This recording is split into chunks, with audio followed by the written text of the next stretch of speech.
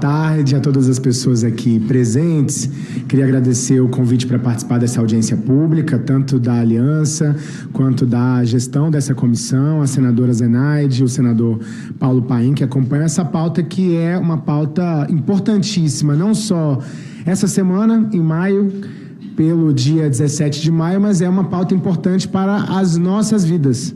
As vidas de quem está aqui discutindo, das famílias LGBTQIA+ brasileiras, nós que estamos encarnados na discussão LGBT. Para nós não tem uma segunda opção, não debater políticas públicas para o segmento LGBT, porque se trata das nossas vidas, do nosso direito à vida, do nosso direito de ser, do nosso direito de amar, do nosso direito à saúde, à educação e acesso a tantas políticas públicas.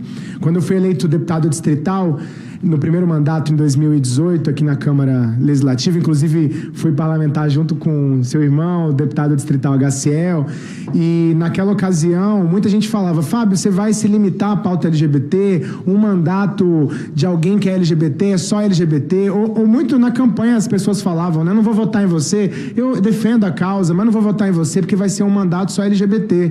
E o primeiro desafio de ser um parlamentar LGBT foi justamente provar para as pessoas que nós somos LGBTs e nós temos capacidade política, intelectual, técnica de falar de todas as pautas. Até porque LGBT anda de ônibus, vai na UBS, usa o hospital, LGBT sabe discutir orçamento, nós temos qualidade política e inteligência, né? Então, eu acho que esse é o primeiro desafio da pauta LGBT ou da nossa representatividade. E aí eu começo por aí, porque nós estamos entrando agora na nossa agenda, já começamos em janeiro com a pauta de visibilidade das pessoas trans e travestis, e agora, no mês de maio, lutando contra a LGBTfobia e a patologização da nossa existência, o primeiro passo, ou um passo importantíssimo para nós, é a representatividade política. Então, esse evento hoje, que acontece no Senado Federal, é um evento importante para nós, dar visibilidade à nossa pauta, trazer dados e evidências que mostram as dificuldades que a população LGBT mais brasileira passa todos os dias. Então, a Aliança e todas as organizações que participaram desse processo, Tony, estão de parabéns, porque têm insistido na necessidade do poder público dar visibilidade aos nossos problemas e aos nossos desafios, que não são menores. A gente vive hoje uma guerra ideológica, uma guerra política no Brasil, que ela tenta emburrecer a nossa capacidade de refletir sobre políticas públicas. A gente hoje está num estágio político onde nós não vamos voltar para os armários. Os armários não nos cabem. Nós vamos estar nas ruas, no espaço público, com o nosso afeto e lutando no espaço público pelos nossos direitos. E aí eu entro no segundo ponto que eu vejo como importante para a gente refletir até aqui, quais são os direitos que nós alcançamos e onde nós alcançamos esses direitos, e a reflexão que os dados trazem para nós também. Nós temos conquistas históricas importantíssimas que são parte da luta do movimento LGBT. Nós temos talvez o maior movimento social do mundo, senadora, hoje, é a parada LGBTQIA+ de São Paulo. Não é os falsos mitos que colocam muita gente na rua. Quem coloca 4 milhões de pessoas na rua são as LGBTs nesse país, que tem gente na rua defendendo visibilidade, defendendo o direito ao afeto, ao amor. É a população LGBT que mobiliza, movimenta. Então, a gente tem conquistas históricas, que são o casamento igualitário, que é uma conquista a partir de uma decisão do Supremo Tribunal Federal, a questão da identidade de gênero, também uma conquista a partir do Supremo Tribunal Federal, a criminalização da homotransfobia, uma conquista a partir do Supremo Tribunal Federal. E uma série de conquistas, seja legislativa ou do ponto de vista jurídico, nos estados e municípios. Mas nós ainda temos um desafio enorme, que é a aprovação de leis de proteção da cidadania da comunidade LGBT, porque existe esse populismo, um discurso falacioso da extrema-direita e muitas vezes capturado por alguns setores religiosos. A gente sabe que não de nenhuma religião específica, mas o fundamentalismo religioso, aquele que não aceita a diferença, aquele que não respeita a diversidade, aquele que não respeita o outro, ele planta e ele tem capturado a política para evitar a nossa possibilidade e capacidade de aprovação de leis no legislativo brasileiro. E esse é o nosso desafio. Nós precisamos, assim como o Congresso americano aprovou, assim como o Congresso argentino aprovou no passado o casamento igualitário no Congresso, nós temos que ter coragem, senadores, senadoras, como a senhora, como outras que tem aqui, que a gente sabe que defendem a pauta, e no Congresso Nacional, temos coragem de aprovar uma lei geral da diversidade que inclui o casamento homoafetivo com a letra clara na legislação brasileira em relação a esse tema.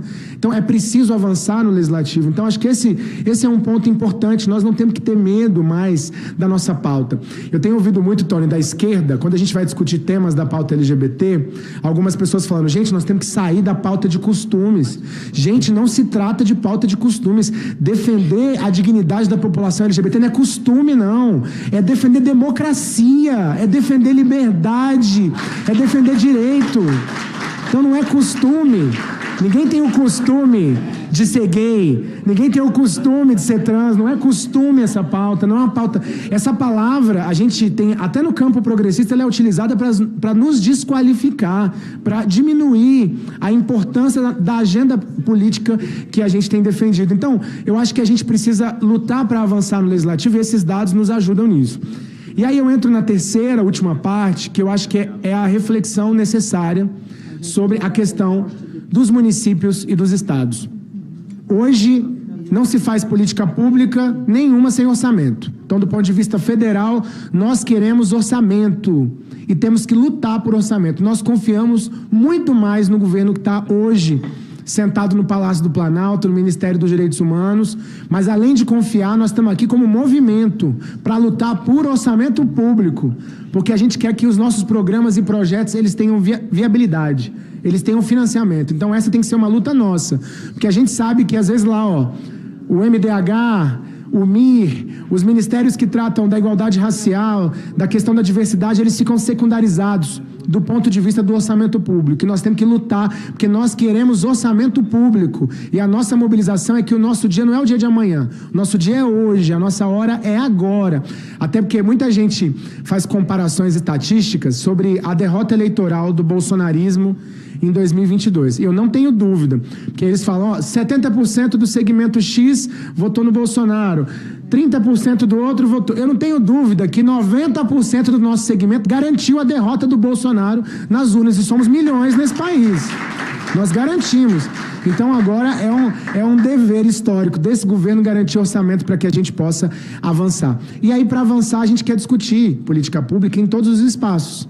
E aí a Aliança LGBT tem trazido essa reflexão para nós, a necessidade dos governos estaduais, municipais, institucionalizarem as políticas públicas. Os conselhos são lugares de participação importantes.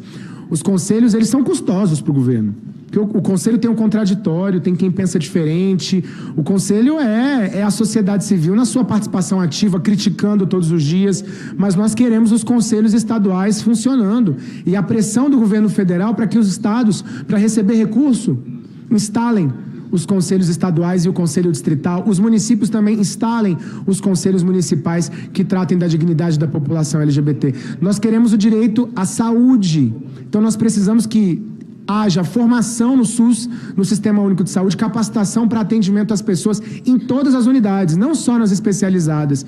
E nós queremos que haja ambulatórios trans para que a população trans e travesti, que é aquela mais afetada, mais atacada, mais vitimada, inclusive pelos ataques letais à morte da população trans e travesti, tenha a possibilidade da dignidade do direito à saúde nos ambulatórios trans desse país. Então, é parte da luta que nós temos levado nesse momento. E eu concluo falando da educação, porque a educação, para nós, ela é importante. Não, senadora, para tornar alguém algo que não seja, mas a educação é importante para que a gente não seja vítima de violência, de constrangimento. Eu tenho péssimas lembranças da escola. E eu sei que muitos aqui têm péssimas lembranças da escola, porque foi lá que a gente foi vítima de violência, foi lá que a gente apanhou, foi lá que a gente foi vítima de violência psicológica, de ataques verbais.